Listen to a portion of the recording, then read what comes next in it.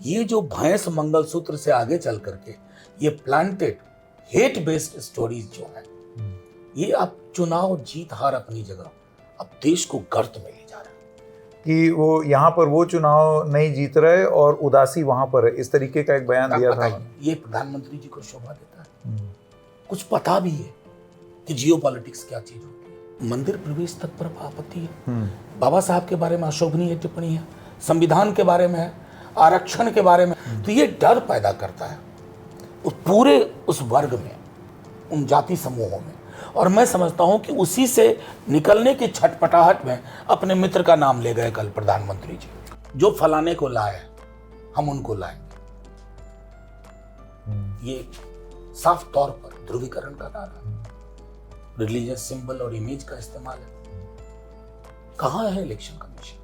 ये सिर्फ हमारे पारंपरिक सपोर्टर नहीं, हर जाति हर वर्ग के लोग एक नेचुरल अट्रैक्शन, और उसी वजह से रोडी जी को दिक्कत हो रही है। और मैं समझ रहा हूं कि सारण हम बहुत अच्छे मार्जिन से जीते, तो आपको 1800-2000 रुपए सिलेंडर मिल रहा है, तो थाली से कुछ ना कुछ तो गायब हो रहा है, सब्जी गायब हो रही है, दाल पतली हो रही है।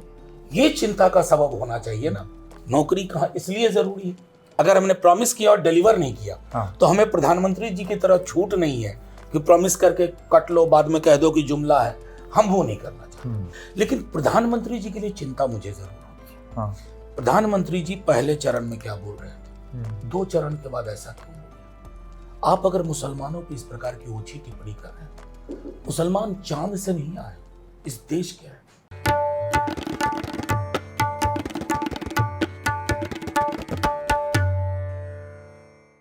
नमस्कार, द रेड माइक की इस विशेष प्रस्तुति में आपका स्वागत है। हम आ गए हैं बिहार में और मनोज झा जी, प्रोफेसर मनोज झा जी से बात करने का सौभाग्य हम लोगों को मिल रहा है। बहुत बहुत स्वागत द रेड माइक में मनोज। शुक्रिया रेड माइक का आपका। Thank you. कल बड़ी गर्मी थी जब हम बिहार में एंटर किए, और आज मैं देख रहा हूँ कि बारिश का फोरकास्ट है, बारिश भी हो रही है और कई दिनों तक हो रही है।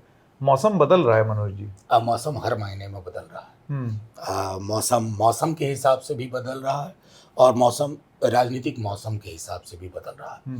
उस बदलाव की आहट को आप जब पटना और पटना से बाहर निकलेंगे, पटना तो लास्ट फेज में है, जो अभी 4था चरण है, 5वां है, 6ठा है, तो आपको वो आहट और दस्तक ये तो बता देगी कि चुनाव कमोबेश प्रधानमंत्री जी के हाथ से निकल चुका है। ये आपकी गणना जो है वो बिहार के संदर्भ में है, या ये आप पूरे देश भर का एक assessment, because you are an MP, एक नेशनल आउटलुक है, सिर्फ बिहार का नहीं। अलग अलग राज्यों में जो साथियों से बात हो रही है, ये तो संदेह है कि ये अपने सैचुरेशन पॉइंट पे थे। जब हम 2019 का आकलन करें, मध्य प्रदेश साफ, राजस्थान साफ, छत्तीसगढ़ साफ, महाराष्ट्र में बड़ी उपलब्धि, कर्नाटक में बहुत बड़ी उपलब्धि, ऐसा कुछ कहीं हो ही नहीं रहा है। हर जगह बंटवारा मैसिव हो रहा है, एक तरह का एवलांस भी हम कह सकते हैं कि स्खलन उनके आधार समूहों में। तो उसको अगर मैं ज्योतिष की तरह या मैं सेफोलॉजिस्ट की तरह बात नहीं कर रहा हूँ, लेकिन मेरे लिए दूसरा पैमाना है प्रधानमंत्री जी की अपनी भाषाई उनका विमर्श। वो जितना अधोमुखी होता जा रहा है, उससे भी हमको लग रहा है कि प्रधानमंत्री जी को लग रहा है कि अब की बार 400 पार, वो जो गुरूर और अहंकार की जुबान थी, उसका प्रतिकार लोग स्वयं कर रहे हैं। हमारी क्या विसाख। ये जो आपने बोला, ये दरअसल 2020 में जब यहाँ विधानसभा का चुनाव था, तो उस समय भी आपके बहुत सारे इंटरव्यू सुने, और उस समय भी आपका ये असेसमेंट था कि अब बदलाव हो रहा है। ज़मीन पर वो ground soil of support Tejashwi ji के लिए दिखाई भी दे रहा था, जो अभी भी देखने को मिल रहा है। अब तो 17 महीने की सरकार का भी एक वो अपना काम लेकर के लोगों के बीच में जा रहे हैं। 2020 में जब चुनाव हुआ यहाँ पर, उसके परिणाम आए, लेकिन आप सरकार बना नहीं पाए उन परिस्थितियों में। 2020 से लेके अब 2024 में आप ऐसा क्या बदला हुआ देखते हैं बिहार के संदर्भ में, जो आपको ये कॉन्फिडेंस दे रहा है? देखिए संकेत जी, आपको एक बात बताऊं, 2020 का भी अगर आप विश्लेषण करें, और मैं चाहता हूं आप सीट वाइज करें, तकरीबन 10 सीटें पोस्टल बैलेट और इसको मिसमैनेज करके शाम 5 बजे के बाद किया गया, जिसमें हम परिहार हारे 200 वोट से, महिसी हारे 12 वोट से, वहाँ हराया गया हिल्सा में। तो आप वो मैनिपुलेशन का हम शिकार हुए। 7 सीट से हम मेजॉरिटी मार्क्स से 7 या 8 पीछे रह गए।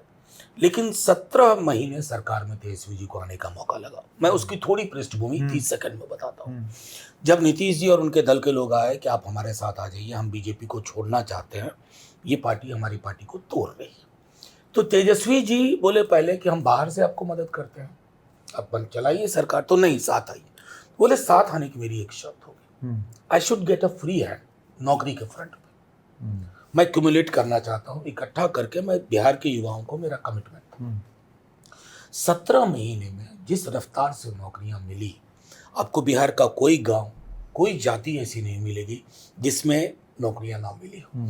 तो अतः क्या हुआ, हमने ये स्लोगन नहीं गढ़ा है, लोगों ने गढ़ लिया ये स्लोगन, जो हमारे पारंपरिक वोटर भी नहीं है। नौकरी मतलब तेजस्वी, नौकरी मतलब तेजस्वी। उसी के आधार पर अभी के चुनाव में तेजस्वी जी ये लेके चल रहे हैं। अच्छा, इसमें कोई आसमानी मुद्दे नहीं है संकेत जी, जमीनी मुद्दे, नौकरियां इतनी, रक्षाबंधन के दिन 1 लाख रुपया प्रतिवर्ष के हिसाब से गरीब गुरबा महिलाओं को आर्थिक सबलीकरण के लिए, अग्निवीर योजना को खत्म करके रेगुलर सेना की भर्ती, रेलवे के रिक्रूटमेंट। तो हम थाली के मुद्दों पे चुनाव तेजस्वी जी यहाँ लेके चल रहे हैं। तो उसकी वजह से एक ट्रैक्शन है। मैं खुद कई लोकसभा क्षेत्रों में गया हूँ, मैं फिर दोहरा रहा हूँ, जो हमारे पारंपरिक वोटर नहीं है वो भी ये कहते हैं कि चुनाव तो इन मुद्दों पे होना चाहिए। जब आप पारंपरिक कहते हैं तो आपका ये कहना है कि एक जो आमतौर पर आरजेडी के लिए कहा जाता है, सपा के लिए भी, कि एक MY फैक्टर, देखिए, ये हो गया पारंपरिक वोटर, आप कह रहे हैं उसके आगे भी लोग। संकेत भाई, मैं आपको एक बात बता रहा हूँ कि हम एक विक्टिम भी रहे, लालू जी भी विक्टिम रहे इस स्टीरियोटिपिकल मैनेजमेंट के। लालू जी कभी भी सिर्फ MY के नेता, गरीब के नेता थे। वही चीज मैं देख रहा हूँ तेजस्वी जी के साथ हो रही है। आप हमारे टिकट डिस्ट्रीब्यूशन को देखिए, अभी का ही नहीं, विधानसभा का देखिए, और आने वाले दिनों में देखेंगे। हमने हर जाति समुदाय को प्रतिनिधित्व दिया, तो इसलिए उसको लोगों को समझाने की भाषा में तेजस्वी जी कहते हैं माई के साथ बाप की भी पार्टी है, जिसमें वो एनालाइज करते हैं, B for Bahujan, A for अगड़ा, A फॉर आधी आबादी, P फॉर पुअर। तो मतलब लोगों को समझाने के लिए, तो वो एक पैराडाइम शिफ्ट हुआ है बिहार में। अभी आप अपने पुराने साथियों से या नए साथियों से बात करेंगे, आपको लगेगा कि जब कई जो पारंपरिक वोटर JDU के थे, उन्होंने बड़ी रफ्तार से इधर शिफ्ट किया, उसके पीछे कारण है कि वो रिप्रेजेंटेशन देख रहे हैं, वो तेजस्वी जी का 17 महीने का काम देख रहे हैं, और इंडिया गठबंधन की एक लेवल पे जो कमिटमेंट है टू कोर इश्यूज। चुनाव तो पूरी दुनिया में, आप पूरी दुनिया का चुनाव का एनालिसिस करिए, इतनी बिटरनेस होती है, लेकिन कभी कोई राष्ट्रपति या प्रधानमंत्री का पद का उम्मीदवार भैंस खोल लेगा वाली बात नहीं बोलते हैं। तुम्हारे कमरे का एक मकान कमरा छीन लेगा, मंगलसूत्र छीन लेगा। मैंने किसी भी, जो बाइडेन को ट्रंप के खिलाफ बहुत आरोप लगाते देखे, लेकिन कभी ये नहीं देखा। उसी तरह लेबर पार्टी कभी भी कंजर्वेटिव पे इस तरह के आरोप नहीं लगाते हैं। तो इस विमर्श से भी हमें साबित दिख रहा है कि बदलाव हॉराइजन में है। इससे पहले कि मैं प्रधानमंत्री के इन बयानों पर आऊं, और बहुत सारी ऐसी चीज़ें हो रही हैं अभी एक नेशनल लेवल पर जिस पर एक एक करके आएंगे। तेजस्वी जी का एक इंटरव्यू सुना था, और ये उनके 17 महीने के शासनकाल से पहले का इंटरव्यू था, जिसमें वो कह रहे थे कि सामाजिक न्याय तो करना ही है, उसके साथ साथ आर्थिक न्याय भी करना है। ये उन्होंने इंटरव्यू दिया था। क्या हम ये समझें कि ये एक पैराडाइम शिफ्ट है आरजेडी की राजनीति में 80 और 90 के दशक से, और अब जो राजनीति तेजस्वी यादव कर रहे हैं? देखिए संकेत, सोशल जस्टिस के साथ साथ इकोनॉमिक जस्टिस। 80 और 90 के दशक की चुनौतियां अलग थी, अवसर भी अलग थे। आप वाकिफ हैं, 80-90 के दशक को हमने देखा है, कई समुदाय वोट तक नहीं गिरा पाते थे, क्योंकि एक छोटा सा एलीट वर्ग कंट्रोल करता था वोटिंग को, हर चीज को कंट्रोल करता था। मतलब क्या क्या कहूँ, market, universities, voting, politics, judiciary वगैरह वगैरह। उसमें थोड़ा बदलाव हुआ, एक प्रतिनिधित्व का व्याकरण उभरा, उसमें लालू जी, शरद यादव जी, VP सिंह साहब, सब इंस्ट्रूमेंटल थे। उसके बाद जो बदलाव आया तो संसद की भी तस्वीर बदली, विधानसभाओं की तस्वीर बदली, बल्कि मैं सच कहूं बीजेपी की भी तस्वीर बदली। बीजेपी की पहले की लीडरशिप और अब की लीडरशिप का सामाजिक पृष्ठभूमि उनकी एनालाइज कीजिए, तो वो एक बहुत बड़ा कंट्रीब्यूशन था। सामाजिक न्याय की चुनौतियां अभी भी हैं, लेकिन उन चुनौतियों के साथ साथ नव उदारवादी व्यवस्था में जहां आय की असमानता में इतनी बढ़ोतरी हुई, जहां 5 समृद्धि के टापू पूरे के पूरे जिसको कहते हैं असमानता के महासागर में सिर्फ 5 समृद्धि के टापू, उसके बरक्स तेजस्वी जी कहते हैं कि सामाजिक न्याय के साथ साथ आर्थिक न्याय। तो ये पैराडाइम शिफ्ट भी है और पैराडाइम का एक बदलाव भी है जिसमें सामाजिक न्याय और आर्थिक न्याय के बीच में हाइफन नहीं है, ना ये है कि इसके बदले ही है, दोनों का समावेश है। अभी कुछ दिन पहले हमने अमिताभ कांत जी का इंटरव्यू किया और उनसे ये सवाल पूछा कि ये जो बात हो रही है वेल्थ रीडिस्ट्रीब्यूशन की और इसको आप किस तरीके से देखते हैं, तो उन्होंने कहा देखिए wealth redistribution is very lazy form of economics.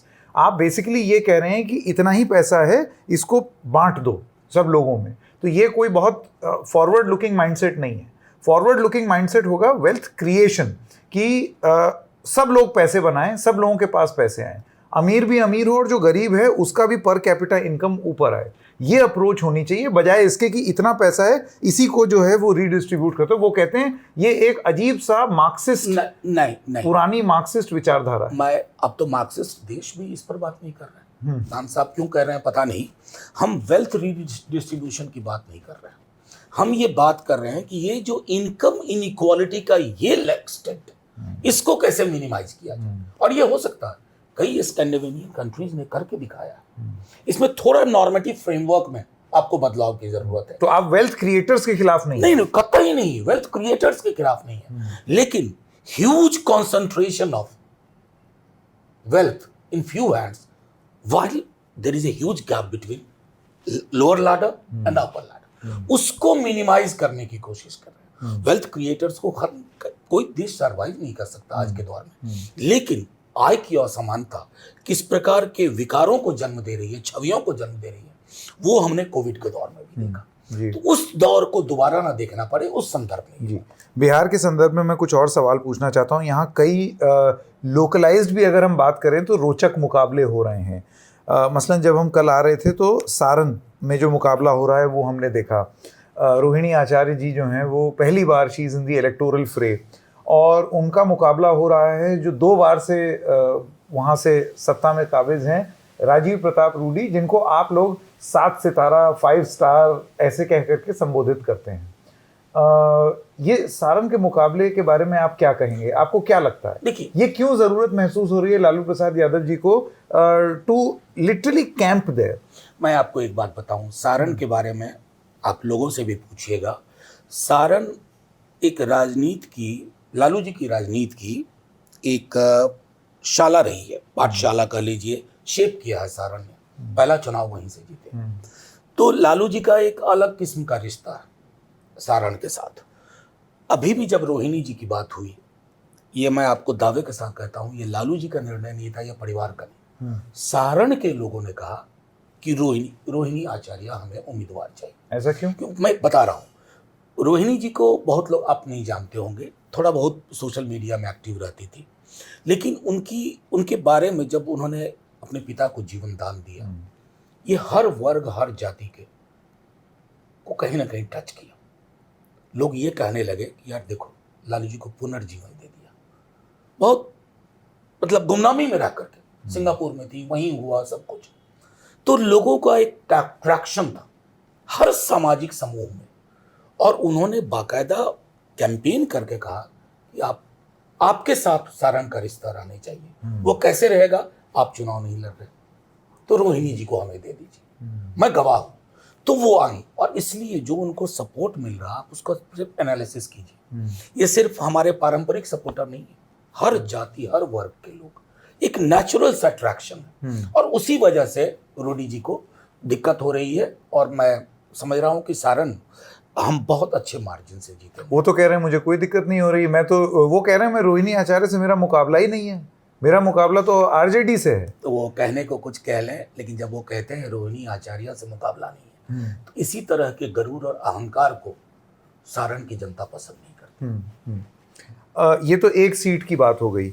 मैं फिर से इस चीज़ और इस मुद्दे पर आ रहा हूँ। देखिए इसी तरीके का ग्राउंड स्वेल ऑफ सपोर्ट 2020 में भी तेजस्वी यादव जी को देखने को मिला था। उनकी रैलीज में भीड़ आती थी, उनके हेलीकॉप्टर के पास लोग चले जाते थे, एक वो दिख रहा था। वही चीज़ अभी भी दिख रही है। मैं देख रहा हूँ कि वो उनको आई थिंक पीठ में भी दिक्कत है, चलने में भी दिक्कत हो रही है, लेकिन वो ब्लूटूथ का स्पीकर लगा लगा के नरेंद्र मोदी जी की स्पीच सुना रहे हैं लोगों को। क्यों कॉन्फिडेंस है आपको कि 2020 से इस बार का नतीजा, या 2020 छोड़ दीजिए, 2019 में आप नहीं जीत पाए बिहार में कुछ भी, और इस बार आपको क्यों उम्मीद है कि वो 2019 से अलग होगा? 2019 के चुनाव पर टेलीग्राफ को एक मैंने लंबा इंटरव्यू दिया, फुल पेज। उसमें मैंने कहा 2019 का चुनाव आम चुनाव था ही नहीं, वो ट्रिब्यूट का चुनाव था, मार्टरडम को ट्रिब्यूट। वो आम चुनाव नहीं रहा था, यकीन मानिए। पुलवामा, बालाकोट, शहादत, वो छवियां, माल्यार्पण, हम सब आहत हुए थे एक देश के रूप में, तो वो चुनाव रहा ही नहीं। लेकिन ये जो चुनाव है 24 का, मैं ये बता रहा हूँ, जब आप कह रहे हैं कि आप क्यों कॉन्फिडेंट हैं, कॉन्फिडेंट इसलिए हूँ कि जिन क्षेत्रों में भी गया हूँ, जो इनके उम्मीदवार हैं बीजेपी या जेडीयू के, इन्होंने बदलाव तो किया नहीं, उनकी एंटी इनकम्बेंसी ह्यूज है। नंबर 1। नंबर 2, प्रधानमंत्री जी जब 14 में प्रधानमंत्री बने थे, फिर 19 के चुनाव को अलग कर दीजिए। मैं बार बार कहता हूं 19 का चुनाव और एक लेवल पर 1984 का चुनाव, ये दोनों मैं अलग नजर से देखता हूं। इंदिरा जी की मौत के बाद का चुनाव, ये दोनों चुनाव हिंदुस्तान के तमाम चुनाव में अलग नजरिए से और अलग इंडिकेटर्स पर देखे जाएं। लेकिन मैं ये जरूर कहना चाहता हूं कि प्रधानमंत्री जी 14 में प्रधानमंत्री बने, उसके पीछे सबसे बड़ा मुद्दा था 2 करोड़ नौकरी प्रति वर्ष। प्रधानमंत्री जी उसके बाद चुप्पी साध गए। मैं काला धन वगैरह की बात नहीं कहता हूं, खुद अमित शाह जी जुमला बता गए वगैरह वगैरह। तेजस्वी जी ने नौकरी वाले मुद्दे को एम्पलीफाई कर दिया अपनी बात से और अपने काम से, और वो चीज ट्रैक्शन पा रही है बिहार में। बिहार में भैंस ले जाएगा नहीं, ट्रैक्शन पा रही है, मंगलसूत्र ले जाएगा, ट्रैक्शन नहीं पा रही है, लेकिन नौकरी पा रही है। और ये मेरे लिए एक बहुत बड़ा भरोसा है, और मैं समझता हूं कि उसी भरोसे के आधार पर मैं आपसे ये, मैं 40 के 40 नहीं बोल रहा हूं, लेकिन मैं आपको ये कह रहा हूं, तेजस्वी जी कहते हैं कि आंकड़े चौंकाएंगे बीजेपी को, और मेरा मानना है कि चौंकाने के साथ डराएंगे भी। 40 में से आपको क्या लगता है, मतलब वो कौन से एरियाज हैं? I am not asking you to do crystal ball gazing Manoj ji, लेकिन कुछ तो एक आपके मन में होगा ना कि यहाँ पोटेंशियली हमें स्ट्रेंथ मिल रही है, ये अभी भी एक वीक एरिया है। मैं आपको, मतलब मैं ईमानदारी से कह रहा हूं कि मैं 3 फेज देख चुका हूं। मेरे लिए मुश्किल होगी कि मैं आपको कहूं कि ये सीट मैं हार ही रहा हूं। इससे ज्यादा मैं कुछ नहीं कहना चाहता। एक पूरे बिहार का एक माइंडसेट है, वो माइंडसेट है कि चुनाव थाली पे होना चाहिए, उन मुद्दों पे होना चाहिए जिनसे हमारे 365 दिन चलते हैं। सामाजिक सौहार्द महत्वपूर्ण है, नौकरी, रोजगार, आर्थिक सबलीकरण, न्याय। मैं समझता हूं कि प्रधानमंत्री जी इसलिए इन मुद्दों पे आना ही नहीं चाहते। ये उनकी कमजोरी है, और ये उनकी पॉलिटिक्स का एक लिमिटेशन भी है कि ये सीमित वोकैबुलरी का इस्तेमाल। आपकी बात से जो मुझे समझ में आ रहा है कि राम और रोजगार होना चाहिए, ना कि राम या रोजगार। बिल्कुल, देखिए कि आप दोनों चीज के बारे में बात कर रहे हैं। मर्यादा पुरुषोत्तम राम, प्राण प्रतिष्ठा होगी, वहां जो कतार में खड़े लोग हैं या जो गए, क्या उनका परिवार नहीं है? क्या उनके परिवार में नौकरी नहीं चाहिए? मतलब भूखे भजन न होइए गोपाला, ये तो कब से हम सुनते आ रहे हैं। तो आप चाह रहे हैं भूखे भजन हो ना, वो नहीं होगा। मैं खाऊंगा भी, भजन भी करूंगा, लेकिन मेरे खाने की व्यवस्था आप नहीं कर पा रहे हैं। 5 किलो राशन दे देने से मेरे बच्चे का भविष्य नहीं बन रहा है, उसको नौकरी नहीं मिल रही। ये जो मिनिमम पर जाकर के रुक जाते हैं प्रधानमंत्री जी, उसको मैक्सिमाइज कराने की लड़ाई है। अयोध्या में जो राम की पैड़ी है, वहाँ पर एक फूल बेच रही थी, क्योंकि हम अभी वहीं से आए हैं। उन्होंने बिल्कुल यही बात बोली। उन्होंने बोला कि अभी तो वो स्थिति है, मंदिर बना दिया, बहुत अच्छा है, बहुत अच्छा लग रहा है, लेकिन कुछ खावे के व्यवस्था कर दें, नौकरियों दे दें तो बहुत नीक हो जाए। ये सब लोगों की ये बात। और उन्होंने बोला अभी तो हालत ये है, न मरो न मुटाओ, थोड़ थोड़ खाओ। अवधि में बोल गई वो। तो ये बात जो आप बोल रहे हैं, ये क्योंकि एकदम अभी हुआ है, तो मैं उससे रिलेट कर पा रहा हूँ। तो आपका ये कहना है कि इस बार पूरा कैंपेन आपका ट्रैक्शन पा रहा है सिर्फ बेरोजगारी और नौकरी के मुद्दे पर। बिल्कुल, आर्थिक न्याय जो हम विमेन एम्पावरमेंट की बात कर रहे हैं उसको ट्रैक्शन मिल रहा है। मतलब कि गैस का सिलेंडर, मतलब ये चिंता का विषय है मध्यम वर्ग के लिए भी, जिसकी आमदनी 10, 12, 15 हजार रुपया है। अगर उसके घर में 1.5 सिलेंडर एक महीने का लगता है, अगर उस हिसाब से जोड़े तो आपको 1800, 2000 रुपये सिलेंडर में जा रहे हैं। तो थाली से कुछ ना कुछ तो गायब हो रहा है, सब्जी गायब हो रही है, दाल पतली हो रही है। ये चिंता का सबब होना चाहिए ना। नौकरी कहाँ इसलिए जरूरी है, आर्थिक सबलीकरण। अब मैं आपसे एक चीज़ ये जानना चाहता हूँ, बिहार के संदर्भ में खास तौर से, और किसी स्टेट नहीं, यहाँ पर बीजेपी की जो पूरी आर्गुमेंट होती है वो ये है कि उनको तो आपने आजमा लिया, देख लिया जंगल राज, आज भी उसका उल्लेख होता है रैलियों में। तो क्या आप चाहते हैं कि ये लोग आपको न्याय दिलाएंगे, ये दिलाएंगे? अब देखिए कितनी सुरक्षा हो गई। तो आपको लगता है कि ये लोगों के दिल में ये एक बात, जिसे कहते हैं ना, एक नैरेटिव ऑफ फियर आपका भी है कि ये देखो नौकरी नहीं दे रहे हैं, नौकरी नहीं देंगे, उनका नैरेटिव है कि फिर जंगल राज हो जाएगा? हमारा जो है ना बहुत प्रोग्रेसिव, अगर आप इसको फियर भी कहें तो बहुत प्रोग्रेसिव धरातल पे है। हम तो ये नहीं कह रहे हैं, हमने तो जंगल राज जिसको आप कह रहे हैं, अभी भी तेजस्वी जी के बारे में अशोभनीय टिप्पणी की। अगर 5 लाख युवाओं को रोजगार देना जंगल राज है, तो प्रधानमंत्री को ऐसा जंगल राज पूरा देश में ले आना चाहिए। मतलब कहीं तो आप कोई आधार पे बात करोगे, एनसीआरबी के डेटा पर बात करोगे, या एक मिथक को सत्य बनाने की अपने वो कला विकसित कर ली है। अब बिहार में नहीं चल रहा है, बल्कि भेड़िया आया वो बासी हो गया। अब ये लोग नहीं सुनना चाहते। एक पूरा जनरेशन शिफ्ट हो गया जिसने तेजस्वी के सामने नौकरी पाई है, उसको लगता है क्या बात कर रहे हो यार, आप कह रहे हो 17 महीने पहले से तय था, 17 साल में क्यों नहीं मिली नौकरी इस पैमाने में? इसी 17 महीने में क्या वेरिएबल बदला? एकमात्र वेरिएबल है तेजस्वी यादव। इसको स्वीकार करिए, कहिए हम इसे ज्यादा नौकरी देंगे, वो नहीं कह पा रहे। नौकरी को लेकर के भी एक बात ये हुई कि यूपी और एमपी से भी लोग आए और यहाँ आवेदन दिए नौकरी के, और बल्कि यूपी के कोई भाजपा के प्रवक्ता हैं, उनकी बेटी या बहन को नौकरी मिली, उसने यहाँ मीडिया को संबोधित किया।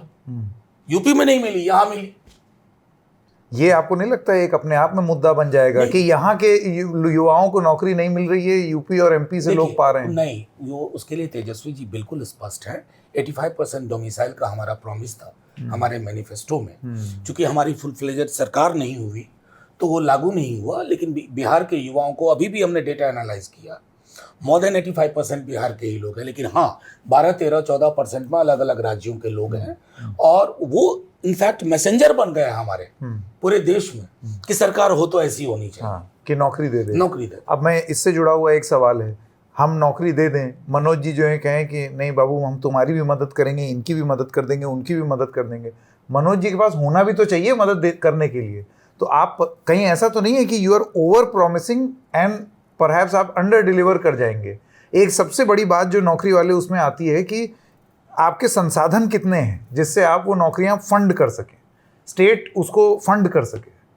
मैं आपको इसके बारे में एक चीज बताता हूँ। जब तेजस्वी जी तैयार हुए नीतीश जी के साथ जाने को, नीतीश जी के टीम के लोगों ने ब्यूरोक्रेट्स के माध्यम से एक हवाया संसाधन ये प्रिवेल करते रहे, प्रेस करते रहे। हुआ। देखिए असल में क्या होना है कि हम मॉडल को रिविजिट करना होगा। आप देखिए कि तकरीबन 16 लाख करोड़ या 20 लाख करोड़ बड़े उद्योगपति के माफ हुए। आप जो हम प्रॉमिस कर रहे हैं वो उससे आधे में हो जाएगा, और सिर्फ बिहार नहीं पूरे देश में हो जाएगा। तो प्राथमिकता अपनी तय करनी होगी। प्राथमिकताओं का अभाव है, न कि संसाधन का। संसाधन को लेकर के भी हवा में हमने प्रॉमिस कभी नहीं किया। जब 10 लाख किया था ना, तो हमने ब्लूप्रिंट पूरा बना के रखा था कि if we come to power अपने इंडिपेंडेंट, तो हम इस विभाग में इतना, उसके लिए रिसोर्स ही है। उस तरह से हमने किया था, बिल्कुल कह देने को नहीं, क्योंकि हमें भी पता है कि हम अकाउंटेबल है जी। अगर हमने प्रॉमिस किया और डिलीवर नहीं किया तो हमें प्रधानमंत्री जी की तरह छूट नहीं है कि प्रॉमिस करके कट लो, बाद में कह दो कि जुमला है। हम वो नहीं करना चाहते। अब मैं आपसे एक सवाल पूछना चाहता हूँ प्रधानमंत्री के बयानों पर। आपने देखा कि प्रथम चरण के बाद मंगलसूत्र के बारे में बात हुई बांसवाड़ा में, उसके बाद और भी तमाम नारे हुए। सबसे पहली बात तो ये जो एक जिक्र मुसलमान, मैनिफेस्टो, इन सब चीज़ों को आप किस तरीके से देखते हैं? आपको लगता है कि इसका कोई ट्रैक्शन नहीं है बिहार में? देखिए, मैं एक बात तो और पहली वो उस बात, बयान को आप किस तरीके नहीं, से मैं सबसे पहली बात बताऊं, प्रधानमंत्री जी भूल जाते हैं कि विपक्ष के भी प्रधानमंत्री वही है। हमारी राजनीतिक व्यवस्था में विपक्ष का कोई अलग से प्रधानमंत्री नहीं होता। मसलन अगर आप प्रधानमंत्री हैं, आपकी शिकायत भी मैं आप ही से करूंगा कि प्रधानमंत्री जी आपको ये नहीं करना चाहिए।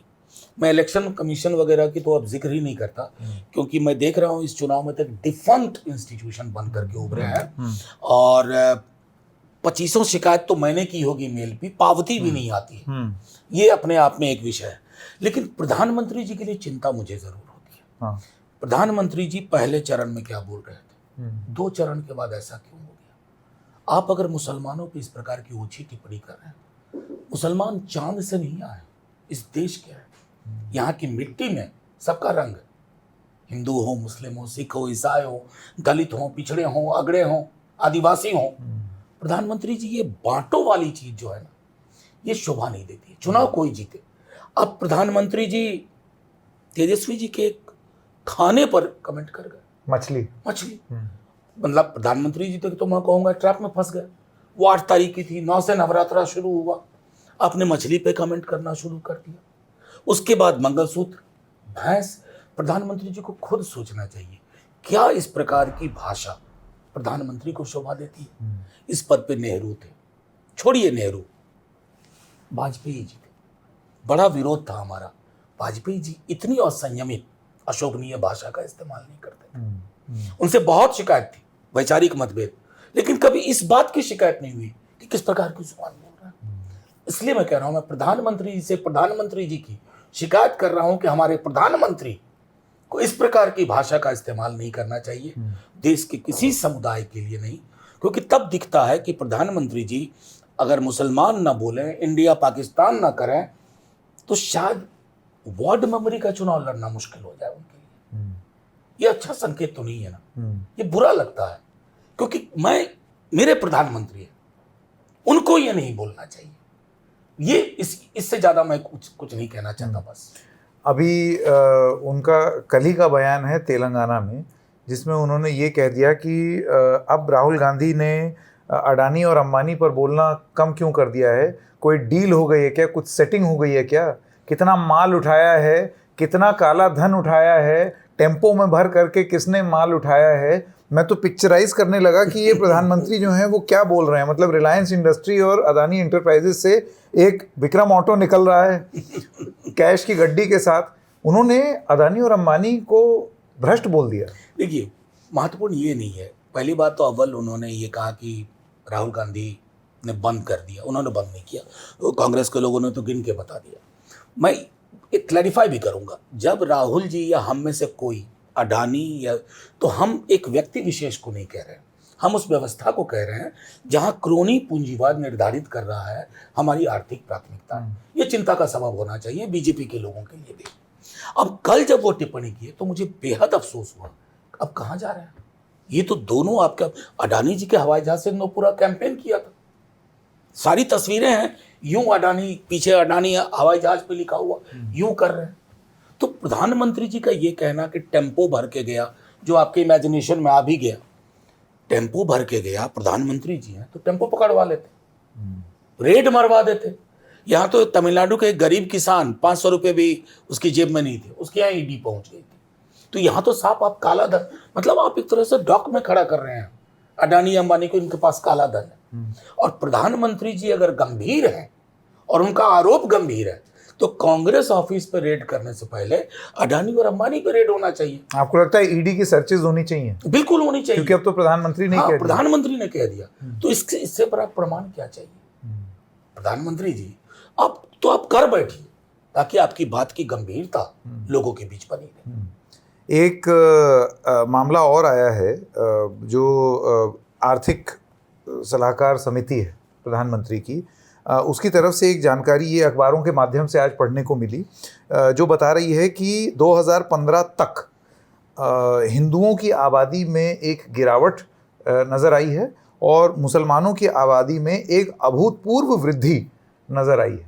मैं आपसे जानना चाहता हूं कि आप इसको किस तरीके से देखते हैं? मैं आपको बताऊं, वो दौर था जब एक टेलीविजन चैनल अद्भुत हुआ करता था, बड़ी लंबी बहस हुई थी, एनडीटीवी का मैं जिक्र कर रहा हूँ, रवीश शो कर रहे थे और उसकी डेटा पे मैंने बहस की थी और हम सब ने कॉमनली बिलीव किया, सब ने, एक्सपर्ट्स थे, जो डिकेडल रेट ऑफ डिक्लाइन होता है वो NFR कहते हैं, वो मुसलमानों में बहुत ज़्यादा है कंपेयर टू हिंदू ग्रुप्स। खैर मसला वो नहीं है, मसला है कि अभी तो जनगणना बाकी है, 21 की जनगणना होनी थी ना, प्रधानमंत्री जी करवा नहीं रहे, होम मिनिस्टर साहब नहीं करवा रहे हैं, हमने पार्लियामेंट में उठ करके कहा तो नहीं करवा रहे क्योंकि हमारा दबाव है कि इस बार सेंसस कराओगे तो कास्ट सेंसस भी कराना होगा, तो उस डर से वो सेंसस ही नहीं करवा रहे हैं।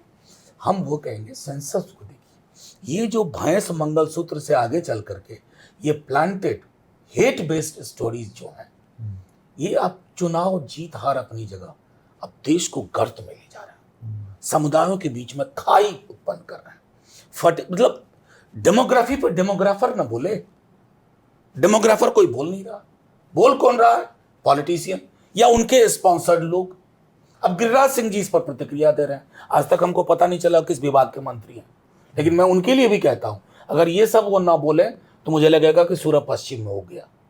इसी की फसल काटते हैं, इसी की फसल लगाते हैं, इस फसल का अब जमाना नहीं, इसका ट्रैक्शन नहीं है। आपको लगता है ये डेटा जैसे कि आप कह रहे हैं कि ये डेकेडल रेट ऑफ ग्रोथ जो है उसके विपरीत जाता है, थोड़ी सी जब हमने भी एनालिसिस की तो ये पाया कि सन 92 में मुस्लिम रेट ऑफ ग्रोथ वाज 4.4 और रिप्लेसमेंट जिसे कहते हैं, replacement। और हिंदुओं में वो 3 replacement rate जी जी NRR वो हिंदुओं में 3.3 था। ये अभी 2019-2021 में ये हिंदुओं में हो गया है 2.1 और मुसलमानों में हो गया है 2.4, यानी कि 4.4 से मुसलमानों का जो डिक्लाइन है वो ज्यादा रैपिड रेट पर हुआ है एकदम। और यही बात संकेत जी, थैंक यू वेरी मच, ये जो जिसको कहते हैं ना कि नेट डिक्लाइन वाला जो मसला, ये महत्वपूर्ण चीज है, ये डेमोग्राफर की चीज है, पूरी दुनिया में लोग मानते हैं। अब इनको क्या है, चुनाव निकल रहा है कुछ, तो हिंदू मुसलमान करने के चक्कर में ये देश का बेड़ा गर्क कर जाएंगे, सामाजिक हकीकत के साथ अब खिलवाड़ कर रहे हैं। मैं बार बार दोहरा रहा हूं, आपको लगता है ये जो भी ये सर्वेक्षण है ये दिस इज रॉन्ग ये इन्फॉर्मेशन? कुछ खास अखबारों में छपवाया गया, मैं नाम नहीं लेना चाहता, वो तो खैर और सबने उस- पढ़ ही लिया। उस अखबारों पर प्रतिक्रिया ली जा रही है। किसकी प्रतिक्रिया? ज्यादातर बीजेपी के लोगों की, मिनिस्टर साहब की। और कितने मूर्ख किस्म के इंसान हैं कि वो प्रतिक्रिया भी दे रहे हैं। अरे पूछ तो लेते कि इस डेटे का आधार क्या है, डिकेडल रेट क्या बता रहा है, लेकिन नहीं, हमको डॉग विसिल पॉलिटिक्स करनी है, पोलराइज करना है, समाज को बांटना है, नौकरी पे चुप्पी है, आर्थिक न्याय पे चुप्पी है, सामाजिक न्याय पे चुप्पी है, संविधान पर सवाल पूछ रहे हैं, चुप्पी है, तो क्या बचा? हिंदू मुसलमान, इंडिया पाकिस्तान। अभी देखिए ना, चौथा चरण होने वाला है, पाकिस्तान की एंट्री ढंग से नहीं हुई है, अभी ढंग से एंट्री करवाएंगे ये पाकिस्तान की, क्योंकि इनके पास कुछ नहीं है, कुछ नहीं, शून्य बटा सन्ना। ढंग से एंट्री माने मतलब अभी कुछ ऐसा बताएंगे, ऐसा कराएंगे कि पाकिस्तान, जैसे मैं आपको एक उदाहरण दूं हंसने के लिए, 2015 का विधानसभा चुनाव हम लड़ रहे थे, अमित शाह जी यहाँ आए, बोले कि अगर ये लोग जीत गए तो पाकिस्तान में पटाखे चलाएंगे। एक बेतुकी बात है ना। मैं तो एक दिन सदन में बोला, साहब इस देश को बना क्या रहे हो? छोटा सा देश है जिसको इंदिरा जी ने 2 टुकड़ों में कर दिया, बांग्लादेश बना दिया, और कभी कहा भी नहीं कि मैंने ये कर दिया, मैंने ये कर दिया। मित्रों, कभी नहीं कहा इंदिरा जी ने। आप पाकिस्तान में चुनाव हमारे नाम पे नहीं हो रहा, पाकिस्तान के चुनाव में इंडिया का जिक्र नहीं होता, लेकिन हमारे यहाँ चुनाव में प्रधानमंत्री जी इतने पाकिस्तान परस्त, इतना स्नेह कि पाकिस्तान को उठा के ले आते हैं। अभी वैसे उन्होंने किया भी है कि वो यहाँ पर वो चुनाव नहीं जीत रहे और उदासी वहां पर है, इस तरीके का एक बयान दिया था। ये प्रधानमंत्री जी को शोभा देता है? कुछ पता भी है कि जियो पॉलिटिक्स क्या चीज होती है, कहाँ कहाँ। इनसे मैं क्या कहूँ, शिकायत इन्हीं की शिकायत इन्हीं से करता हूँ। कोई जरूरत थी अमेरिका में जाके अब की बार ट्रम्प सरकार, किसी इंडियन प्राइम मिनिस्टर ने नहीं किया था। बहुत छिछला सतही लगता है, और पता नहीं एडवाइजर कैसे रखे हुए हैं प्रधानमंत्री जी ने, कौन भाषण लिख रहा है, सबको रिप्लेस करने की जरूरत है इनको। ये जो अदानी अंबानी वाली बात है, एक बार मैं वापस लौट रहा हूँ, आपको लगता है उन्होंने नहीं सोचा होगा ये सब बोलने से पहले? Because for someone who has his pulse on communication, उन्होंने सोचा नहीं होगा। और मैं जो क्योंकि कल इसके बारे में सोच रहे थे कि इस चीज़ को फ्रंट में ला करके क्या ये पॉसिबली एक ट्रैप है आप लोगों के लिए कि अब आप दोबारा अदानी अंबानी करते रहिए राफेल की तरह? नहीं, देखिए कि वो जमीन पे वो उस तरीके की फिर अनएम्प्लॉयमेंट के बारे में बात ना हो, अदानी अंबानी के बारे ये में। आपने सही कहा, कोशिश यही थी कि अडानी अंबानी बोल करके असल में वो चिपक गया है उनके साथ बहुत ज्यादा। आम लोगों को भी लगता है कि ये धनी लोगों के मित्र हैं, मतलब सुपर रिच में भी 5 3 4 5। तो वो एक मैसेज गांव तक है, इनके अपने लोगों के बीच में भी है कि इनसे हम लोगों की भेंट नहीं होती है, ये उन्हीं लोगों के मित्र हैं। तो एक तो वो चिपकने से वो थोड़े परेशान है, प्लस ये नौकरी आरक्षण संविधान बहुत बड़ा मुद्दा बन के निकला। तो उनको लगा कि हम लोग इस ट्रैप में काहे को, भाई आपके दोस्त थे, आपके दोस्त रहेंगे, दोस्ती फिर बनी रहे आप लोगों के बीच में, हमें उससे कोई गुरेज नहीं, हम अपने मुद्दे पर आपसे बात करना चाहते हैं। और प्रधानमंत्री जी को इस बार मुश्किल ये हो रही है कि उनके ट्रैप में लार्जली कोई फंस नहीं रहा है। आपको लगता है बेरोजगारी वो एक, जिसे कहते हैं ना सिंगल पॉइंट एजेंडा जिस पर चुनाव होता है, वो इस बार मुद्दा अनएम्प्लॉयमेंट है, कॉन्स्टिट्यूशन। मैं बता रहा हूँ, संविधान को लेकर के हम लोग मतलब इतनी गांव में लोगों के बीच में है कि सही में बदल देगा क्या? मैथिली में मुझको लोगों ने कहा वो ठीके बदल देते कि संविधान, ये जो ठीके बदल देते कि ये प्रश्नवाचक चिन्ह के साथ है, लेकिन ये प्रश्न तो आ गया लोगों के जहन में। कई लोग हैं, अरुण गोविल, नवनीत राणा, दिया कुमारी, लल्लू सिंह, अनगिनत लोग, ज्योति मिर्दा, संविधान बदलेंगे, अमेंडमेंट और बदलाव, ये गांव का आदमी भी समझता है। उसको ये मत समझ आइए कि अमेंडमेंट की बात हो रही है, अमेंडमेंट और बदलाव कि बदल देगा साफ, और प्रमाण भी है। पर स्पष्टीकरण तो दे दिया ना उन्होंने। नहीं, देखिए स्पष्टीकरण देना हो, बंच ऑफ थॉट जो किताब है गोलवलकर की, उसमें मंदिर प्रवेश तक पर आपत्ति है, बाबा साहब के बारे में अशोभनीय टिप्पणी है, संविधान के बारे में है, आरक्षण के बारे में है, और मोहन भागवत जी 15 में बोल गए थे कि आरक्षण की समीक्षा की जरूरत है। तो ये डर पैदा करता है उस वर्ग में, उन जाति समूहों में, और मैं समझता हूं कि उसी से निकलने की छटपटाहट में अपने मित्र का नाम ले गए कल प्रधानमंत्री जी। तो आपने ये बोला कि अभी पाकिस्तान की एंट्री ठीक से होगी, कुछ और भी बता दीजिए अगर आपको ये लगता है कि अब पाकिस्तान और किस किस चीज़ की एंट्री होगी? पाकिस्तान की एंट्री तो जरूर होगी। हाँ। हम चाइना का सवाल पूछेंगे तब भी वो पाकिस्तान बोलेंगे। हाँ। हम पूछेंगे गलवान में क्या हुआ तो पाकिस्तान बोलेंगे। हाँ। हम उनसे पूछेंगे कि पुलवामा की रिपोर्ट आज तक क्यों नहीं आई, क्योंकि उन जवानों में से कई लोगों ने, हमारे नेता तेजस्वी जी की, उनके परिवार के लोगों ने संपर्क किया, बोला कि आज इतने बरस हो गए, हमें कुछ पता ही नहीं चल रहा है क्यों हुआ ऐसा। जब हम ये पूछेंगे तो ये कुछ बोलेंगे पाकिस्तान में ऐसा हो गया, पाकिस्तान में पटाखे चलेंगे। अरे भाई, देश बहुत बड़ा है, महासागर है, आप लोग इसको तालाब बना रहे हैं, ये तालाब नहीं बनेगा। आखिरी सवाल, इलेक्शन कमीशन ने फर्स्ट फेज के 11 दिन बाद डेटा रिलीज किया फाइनल। थोड़ा सा हल्ला भी जब मचा कि भाई इतना क्या आप टैबुलेट कर रहे हैं, और वो तो वोटिंग परसेंटेज में 11 दिन बाद 6% का इंक्रीज हुआ, और पहले जो ऐसे लग रहा था बहुत कम वोटिंग हो रही है, वो गैप अब कम हो गया और थर्ड फेज में और भी कम हो गया है। आपसे मैं ये जानना चाहता हूँ, अच्छा एक और चीज़, पहले एब्सोल्यूट नंबर्स रिलीज होते थे कि इतने लाख, इतने ने वोट किया, अब की सिर्फ परसेंटेज रिलीज हुआ है 11 दिन बाद।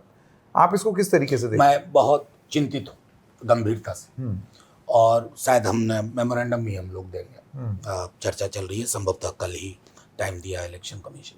देखिए, ये चुनाव कई चीज़ों का चुनाव है, इलेक्शन कमीशन की विश्वसनीयता और साख का चुनाव है। ये तीनों लोग समझ नहीं पा रहे हैं, इतिहास को इन्हें गुनहगार मानेगा। हमने सैकड़ा कंप्लेंट डाला, बीजेपी के हैंडल से वोटिंग के फर्स्ट चरण, सेकंड चरण में रिलीजियस इमेजेस जा रही, पावती तक की नोटिस नहीं दे रहे, बड़ी बड़ी बात कर रहे थे। उस दिन जिस दिन इलेक्शन अनाउंस हो रहा था, राजीव जी शेरो शायरी सुना रहे थे कि किसी को बंद, ये नहीं, प्रधानमंत्री जी का भाषण नहीं सुन रहे हो, अमित शाह जी का भाषण नहीं सुन रहे हैं, सिर्फ विपक्ष के लोगों के भाषण पे आपत्ति है।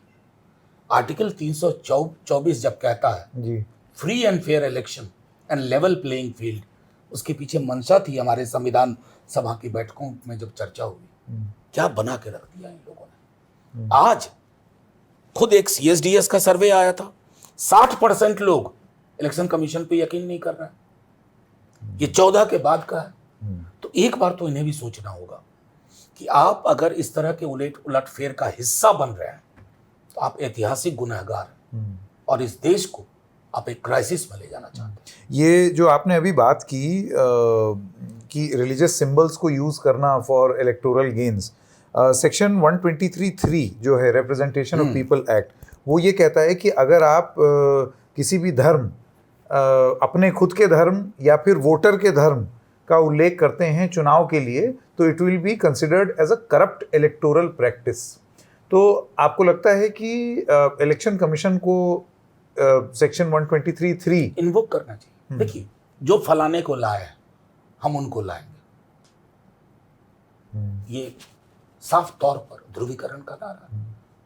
रिलीजियस सिंबल और इमेज का इस्तेमाल है। कहाँ है इलेक्शन कमीशन?